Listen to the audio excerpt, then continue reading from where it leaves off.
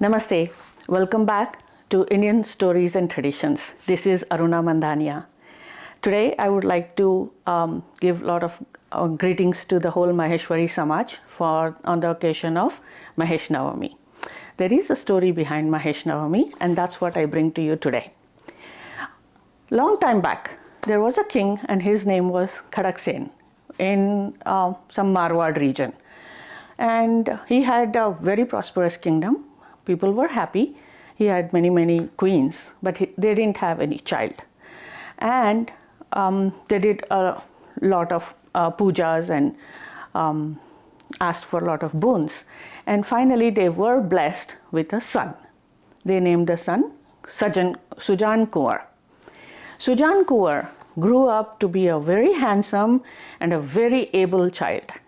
But all the rishis, all the gurus had warned the parents that Sujan Singh should not go in the direction of north from wherever they are. He should not travel in the north direction till the age of 20. And the parents thought, yeah, we can manage that. And everybody was given that instruction not to let Sujan Kunwar go towards the north. Okay, that went on for some time. Sujan Kunwar was so able. He was a good warrior, he was a fighter, he was well educated, he had every talent. And so he was given a small army of himself, and he led the army towards all the small places wherever there was war, and he won them and he came back. So that became a nice routine.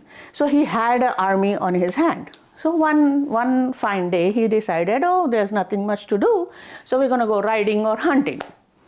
And he took his little army of 72 soldiers and traveled with them, and suddenly decided to go north. And even though the soldiers warned him, hey, we're not supposed to go north, let's not do it.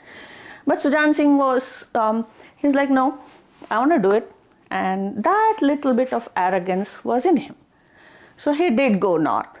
And there they happened to disturb a setup of some rishis who were doing some yagna.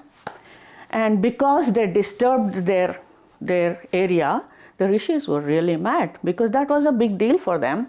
And the rishis gave a curse to Sujan Singh and to his whole 72 people army that you all will turn into stone because you had no feelings towards you behaved like stones. You just rattled and fell on us.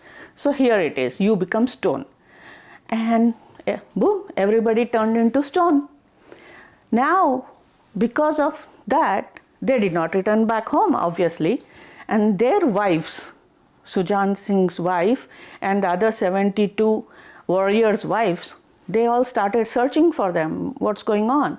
And when they got the news that this has happened, the king, out of sorrow and out of guilt that he could not protect his own son, gave his life away, and all the Ranis cried and they gave their lives away. So left is the wife. So the wife and the 72 other wives, they traveled towards looking for him, and they knew that it would be in the direction of north. So they found all these people there and turned into stone. And that they could not bear. So of course they went to the rishi and asked for pardon and asked that they turn back into human beings. And rishi said, once we have cursed, we can't take it back. But because you all are so humble, and I can tell you a solution. And the solution was for all these ladies to go to a particular cave, go there and pray to Shivji and Parvati ji, and only they can do something about this. So of course all the wives went into the cave. They sat there for years and years in meditation, trying to please Shivji and Parvati ji. And one fine day Parvati ji did hear this, and Parvati ji was like, oh my goodness, all these girls are like in so much pain. And she came down, and as soon as she came down, she blessed that you may always have the partnership of your partner. And all these ladies, they woke up and they did pranam, and they said, Ma, you gave us the boon, but all our husbands are turned into stone over there. How are we going to have their partnership? And Parvatiji was like, oh, really? Is that the case? And Parvatiji said, okay, I will join you in praying for Shivji, and Shivji must come down now. And she did. And that is when Shivji came down. And Parvatiji and Shivji both consulted each other. And Shivji said, yeah, they have had enough time in this punishment and this can be revived. So Shivji put a sprinkle of water on them and revived them into human beings again. They became human beings. They came and they thanked Shivji and Parvatiji. But now Shivji said, you have had this punishment because you were the warriors and because of that one mistake that happened, but that was written in the books. Would you choose to change your lifestyle now? And everybody agreed and they said yes, and we would like to do that. And Shivji said, in that case, go to this one pond. That pond was named Surya Kund. Go to the Surya Kund and take a bath in that. So all the warriors went, they took a bath. And as soon as they took a bath, all their weapons that they were wearing all got melted. So that's why that kund now is called Loha Kund. So because all the iron got melted and that all. So as soon as these men came out, they were like fresh, back to their age and healthy. When they came out, they stood in a group, and then they all wondered, oh my God, so much time has passed. We don't know how our wives feel about it, and they are still in that majestic kingdom ways, and we are now changed. How is this going to help? So Parvatiji and Shivji said, how about all of you take 4 circles around us, go around us in circle, and we will see what happens. And as they were going around circles, the women who got paired up with their husband, okay?